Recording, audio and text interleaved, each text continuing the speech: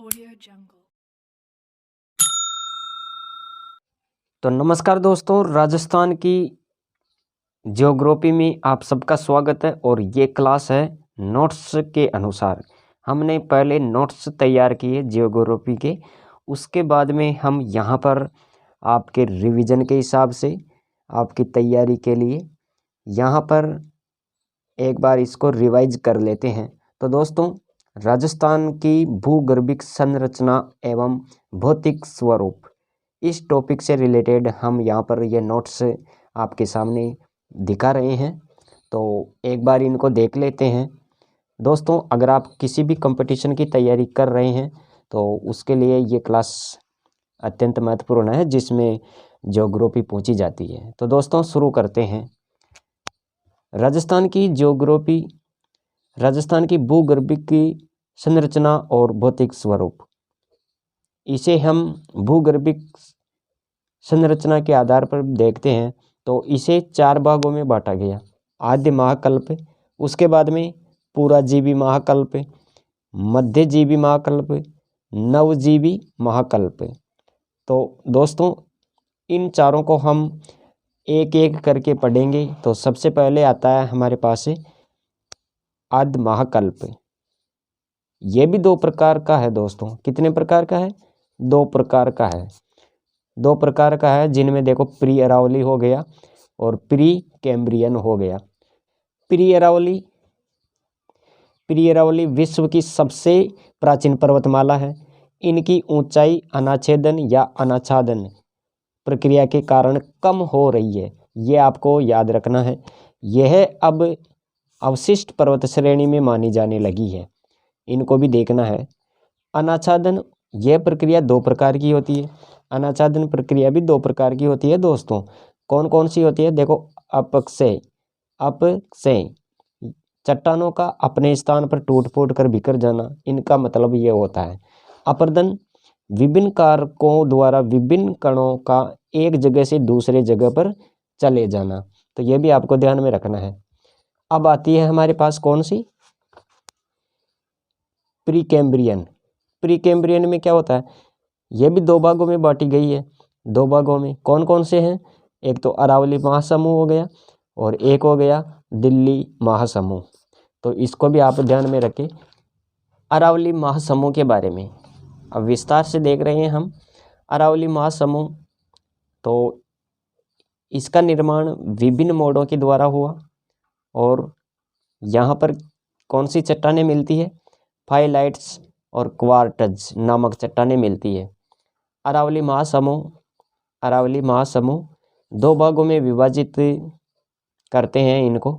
अरावली महासमूह को हम कितने भागों में विभाजित करते हैं? 2 भागों में। एक तो जाडोल महासमूह हो गया, एक उदयपुर महासमूह हो गया। उदयपुर महासमूह, ये अरावली महासमूह के बारे में हमने देखा। अब दिल्ली महासमूह के बारे में देखते हैं। यहाँ पर सर्वाधिक विस्तार इनका राजस्थान में है, दिल्ली महासमूह का, और दिल्ली से गुजरात तक है ये। दिल्ली सुपर ग्रुप या दिल्ली महासमूह को हम 3 भागों में बांटते हैं। 3 भागों में बांटते हैं, विभाजित करते हैं। तो 3 भाग कौन कौन से, इनके बारे में भी देखो। यहाँ पर रायलो समूह, क्वार्ट्ज, मार्बल, जो कि मकराना, और मकराना कहाँ पर है? डीडवाना कुचामन जिले में। तो ये भी आपको ध्यान में रखना है। अलवर समूह, अलवर खेरतल बहरोड के आसपास पहाड़ियों के रूप में विस्तारित है। अजबगढ़ समूह, ये तीसरा आ गया है ना। तो अजबगढ़, ये किशनगढ़ अजमेर आसपास है ना। और नेपेलाइन साइनाइट चट्टानें यहाँ पर मिलती है। एरिनपुरा पाली का ग्रेनाइट भी इसी के अंतर्गत आता है। तो ये भी आपको देखना है। अब हम बात करते हैं, दूसरा हमने क्या देखा था? पूराजीवी। तो पूराजीवी महाकल्प को भी यहाँ एक बार विस्तार से देख लेते हैं। आधारभूत चट्टानों का निर्माण हुआ है यहाँ पर। और पूराजीवी महाकल्प को 2 भागों में बांटा जा सकता है। कौन कौन सा? विंध्यन महासमूह और परमियन कार्बोनिफेरस महाकल्प। तो ये भी आपको नोट करना है। विंध्यन सुपर ग्रुप, विंध्यन महासमूह, इनमें कौन कौन से जिले आते हैं? यहाँ देखो, धौलपुर, करौली, सवाई माधोपुर, कोटा, चित्तौड़ तक विस्तारित है ये, है ना, चित्तौड़गढ़ तक। सुकेत कोटा वाला स्थान है और निम्बाहेड़ा चित्तौड़गढ़ का है। गंभीर नदी, काली सिंध नदियों के ये मध्य हैं। तो ये भी आपको ध्यान में रखना है। कांग्लोमेरेट बालुकास्म चूनापत्थर तथा चूनापत्थर लाइमस्टोन वॉल है, तो ये भी नोट करना है आपको। अब दूसरा भाग है कौन सा, पर्मियन कार्बोनिफेरस महाकल्प। पर्मियन कार्बोनिफेरस महाकल्प बाप बोल्डर बेड व बहादुरा बालुकास्म का निर्माण हुआ है। इन्हें भी हम अलग अलग करके देखते हैं यहाँ पर। तो देखो यहाँ पर बाप बोल्डर बेड, बाप फ्लोदी के अंतर्गत, फ्लोदी के आसपास का ये क्षेत्र है तथा गोलाकार अर्धगोलाकार लोडी बटिया आकृति का है। इसके बाद में बाप बोल्डर का निर्माण विंध्यन सुपर ग्रुप तथा अरावली सुपर ग्रुप के विखंडन से हुआ। यहाँ एक बार और देखें बहादुरा बालुकास्म, इसके बारे में भी देखते हैं अलग से। ये है उत्तर पश्चिम में इनका विस्तार है, इनका निर्माण होता है सामुद्रिक अवस्था में हुआ। अब तीसरा जो भाग आ रहा है वो है दोस्तों मध्यजीवी महाकल्प। मध्यजीवी महाकल्प के बारे में यहाँ पर ज़्यादा आपको याद नहीं रखना है, लेकिन देखें क्या फैक्ट याद रखना है कि राजस्थान के ये पश्चिम भाग में है, जिसका विस्तार जैसलमेर, बाड़मेर, बालोतरा, जोधपुर। जोधपुर कौन सा, ग्रामीण वाला, जोधपुर ग्रामीण, फलोदी, बीकानेर और बस इस क्षेत्र में आता है ये। और मध्यजीवी महाकल्प को भी हम दो भाग में बांटते हैं, दो भागों में। तो वो कौन कौन सा है दोस्तों, यहाँ पर देखें क्रिटेशियस युग और जूरेसिक युग, इनको भी अलग अलग करके देखते हैं। क्रिटेशियस युग और जूरेसिक युग। क्रिटेशियस युग में ये फतेहगढ़ श्रेणी जैसलमेर वाला और लाठी सीरीज इधर जूरेसिक में आ जाएगी। देखो ये जो है ना क्रिटेशियस युग, इसके अंदर फतेहगढ़ श्रेणी आएगी जैसलमेर वाली। विभिन्न खनिज हैं यहाँ पर, देखो डोलामाइट, मुल्तानी मिट्टी, फुलर्स अर्थ लाइमस्टोन। और इधर जूरेसिक युग के अंदर है लाठी सीरीज, डायनासोर के अवशेष और आकलवुड फॉसिल्स पार्क। लाठी सीरीज ये इनका विस्तार देखो पोखरण से मोहनगढ़।